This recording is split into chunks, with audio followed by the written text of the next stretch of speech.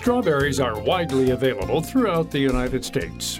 In every grocery store across the country, cheap packages line the shelves and are marketed as a fresh fruit year-round. And these berries are big business. In 2017, farmers produced 1.6 billion pounds of strawberries, with California producing around 90% of the crop within the U.S., according to the Natural Agricultural Statistics Service. But the abundance of cheap strawberries may be coming to an end as many producers face an uphill battle. Julie Guthman has been studying the strawberry industry for several years and is a professor of social sciences at the University of California, Santa Cruz, and the author of Wilted: Pathogens, Chemicals, and the Fragile Future of the Strawberry Industry. The strawberry industry is really beset by a number of challenges that interlock with each other, including the labor shortages, including the restrictions on fumigation, including high land values, making it very hard to grow in an integrative system, and including climate change because the pathogens are worse or seem to really thrive when plants are stressed, and they're stressed in the heat. So there's a bunch of challenges converging on the industry.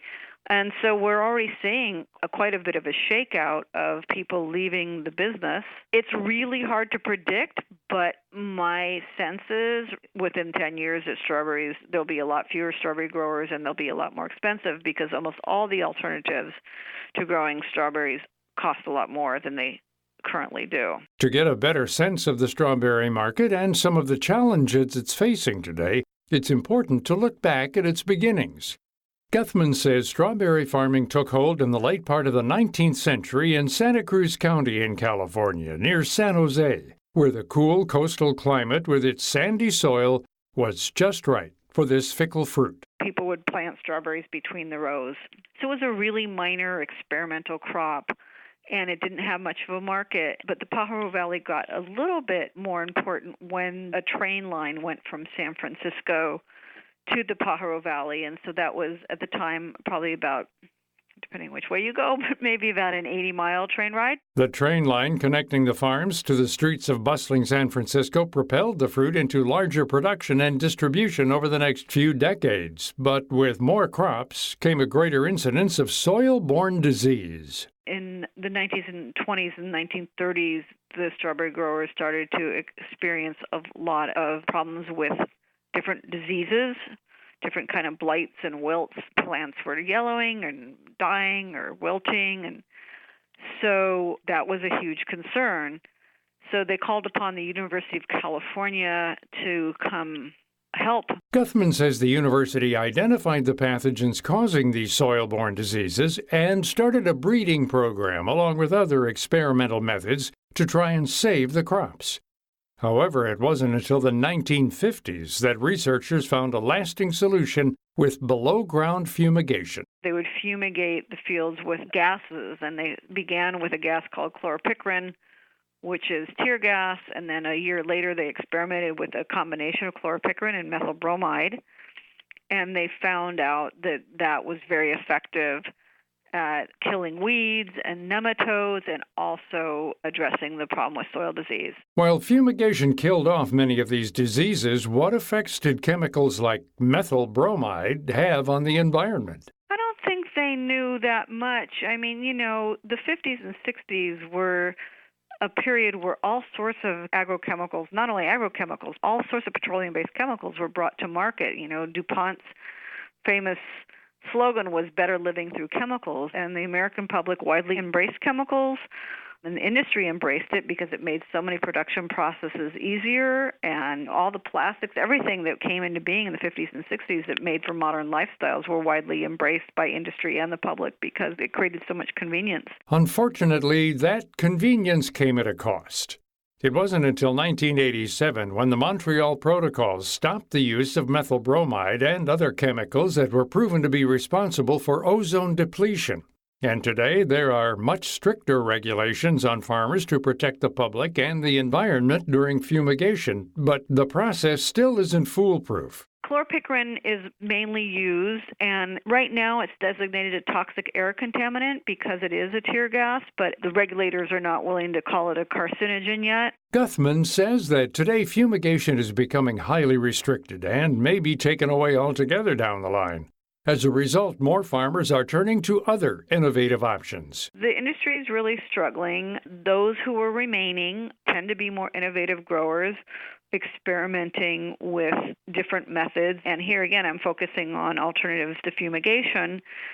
And some of the alternatives show some efficacy, but there's issues like you can rotate strawberries with other crops, some of which have mild fumigation properties like broccoli, which actually, if you plant broccoli before strawberries, it kind of knocks off some of the pathogens. But the growers who use these integrative systems effectively are only planting strawberries in the same place every 3 or 4 years.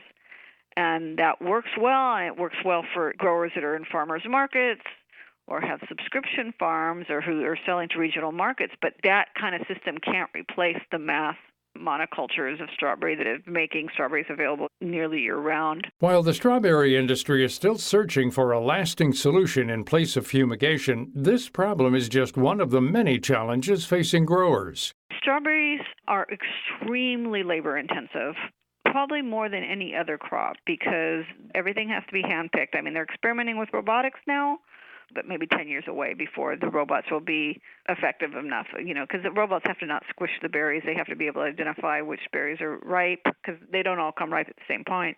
So there's a lot of challenges.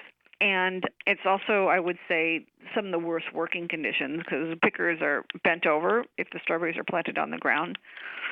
And so they're hunched over all day, and many of them are paid on piece rate. So they speed through the fields. Piece rate means each laborer isn't paid a salary or hourly wage, but by how many strawberries they pick each day.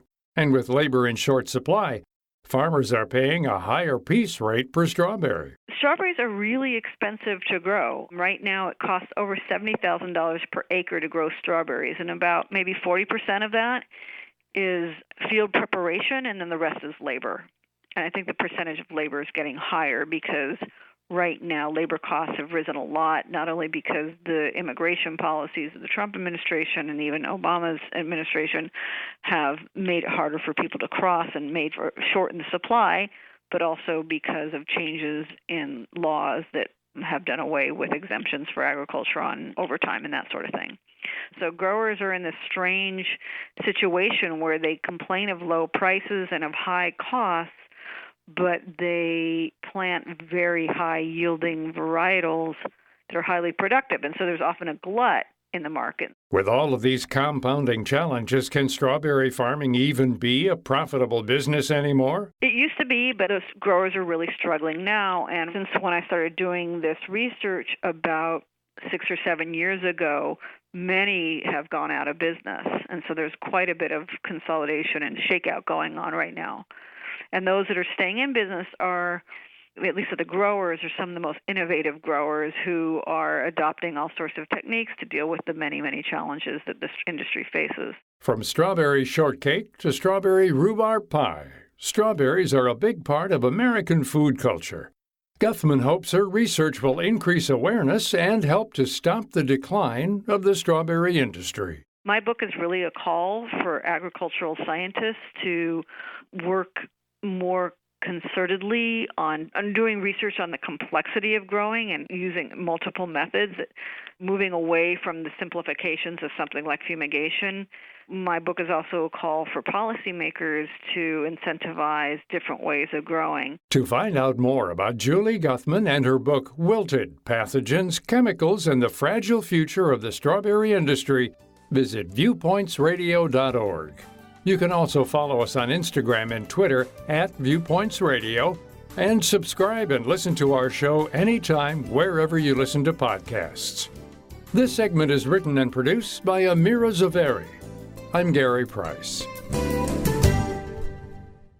If you or someone you know is struggling with addiction, please call this toll-free number right now, 800-279-0419. That's 800-279-0419. By calling your addiction team, you're taking the first steps to recovery. Don't fight addiction alone. Their advisors are ready to take your call. Your future is still a bright place. The help you need could be one call away. 800-279-0419. That's 800-279-0419. This call is completely confidential, and if you have private insurance, there could be little to no cost to you. Even if you've already been to treatment, give us a call. There's no need to let addiction ruin your life. Take the first step now. Call your addiction team at 800-279-0419. That's 800-279-0419. Make the free call now. 800-279-0419. Your addiction team is a third-party advertiser for various treatment centers and placement networks. Individual results will vary. Visit youraddictionteam.com/terms for more information. What are you going to do with your old car? You can try selling it, you could junk it, or you can donate it to Heritage for the Blind. Your car will be towed away for free, and your donation is tax deductible. Just call 1-800-835-1478. Heritage for the Blind accepts cars, vans, trucks, and boats. It doesn't matter if your vehicle runs or not. It will be towed away for free, and you'll be supporting those that need help. Heritage for the Blind is a nonprofit organization that helps the visually impaired live fuller lives. Call right now to donate your car, and as a special thank you, you'll receive a free 3-day vacation voucher to over 50 locations. Call Heritage for the Blind right now. Call 1-800-835-1478. Donating is easy, and your vehicle is towed away for free. Plus, you'll get a free vacation voucher for donating. Call now, 1-800-835-1478. That's 1-800-835-1478. Thank you for listening to Viewpoints Radio, a production of Media Tracks Communications. If you enjoyed this broadcast, please support our show by subscribing, sharing it with a friend, and leaving a review on Apple Podcasts. You can find more Viewpoints stories on Apple Podcasts, Google Play, Spotify, and viewpointsonline.net. Also, follow us on Instagram and Twitter at Viewpoints Radio. Coming up next week. I'm not perfect. I will make mistakes, and it's okay to ask for help. Caregivers need care too. The ups and downs of caring for a loved one. Then, I love this country, but it's not a blind love.